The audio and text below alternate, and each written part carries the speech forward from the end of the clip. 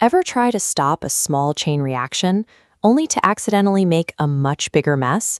You reach in to catch one falling piece and end up knocking the whole row down. After World War II, the globe was split into two rival camps. On one side, you had the United States and its allies, promoting market capitalism and democracy. On the other side, the Soviet Union and its allies, promoting communism under a one-party state. American leaders looked at this map and felt a deep sense of danger.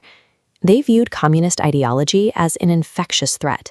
To protect global stability, they developed a policy called containment. The idea was simple. Instead of attacking the Soviet Union directly, the U.S. would focus on building a rigid wall around the communist bloc to stop it from expanding into new countries.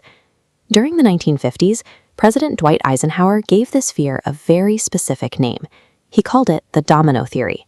The thought process was that if one single nation fell to communism, the surrounding countries would be knocked over right behind it. American officials worried that if the small nation of Vietnam became communist, the rest of Southeast Asia would rapidly follow. Looking through this lens of global paranoia, American policymakers didn't see themselves as empire builders looking to conquer new territory. They genuinely believed that entering Vietnam was a necessary defensive move to keep the entire global order from collapsing. But to understand what actually happened, we have to look at this from Vietnam's perspective. For nearly a century, Vietnam had been controlled by France as a colony. By the time the United States started paying close attention, the Vietnamese people had already spent years fighting a grueling war to push French military forces out of their country. The leader of that independence movement was a man named Ho Chi Minh. Now, Ho Chi Minh was a communist. But to many of his own people, his economic politics were secondary. They followed him because he was a fierce nationalist fighting to free Vietnam from foreign rule.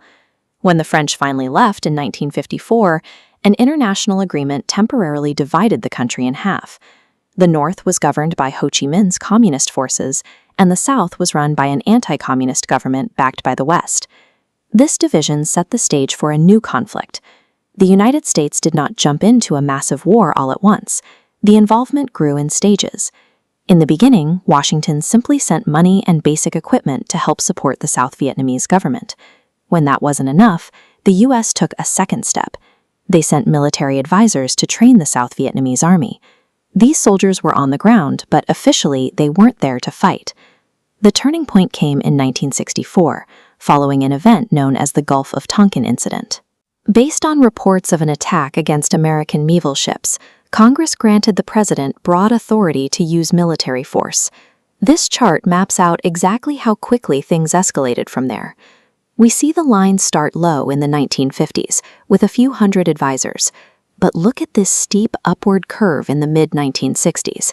That represents a massive influx of ground troops, transforming a localized advisory mission into a deployment of over 500,000 American soldiers by 1968.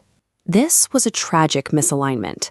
The United States believed it was holding the line against a coordinated, global communist threat. But on the ground, they had walked right into an entrenched local war over national independence.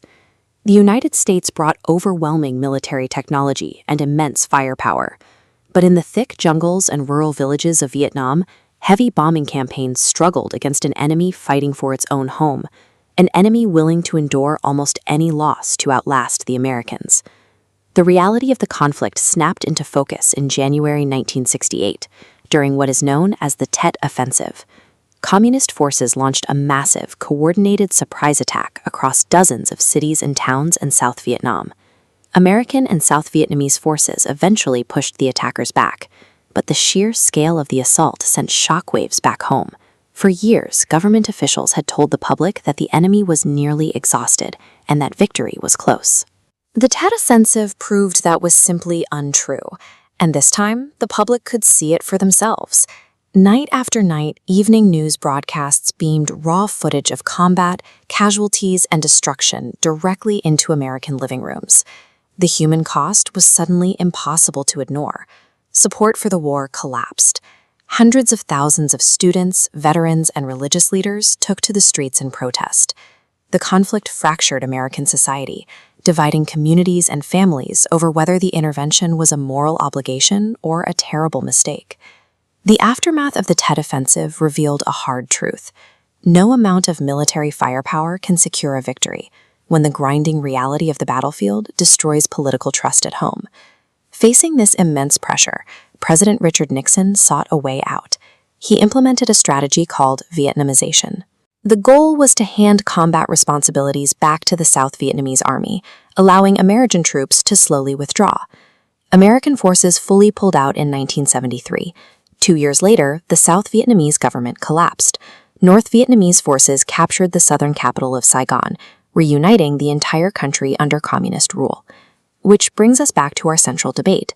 Was the Vietnam War a necessary defensive stand against the spread of communism, or was it an arrogant imperial mistake? Today, most historians recognize a complex middle ground. Evidence suggests American leaders did not go to Vietnam out of a greedy desire for colonial conquest. They were motivated by genuine fears of global instability. However, their profound misunderstanding of Vietnamese history and nationalism led them to forcefully intervene in another country's destiny. The decisions born from that fear carried a devastating toll. Over 58,000 Americans lost their lives. More than 3 million Vietnamese died. Entire regions were left physically and environmentally scarred. The Vietnam War endures as a profound cautionary tale.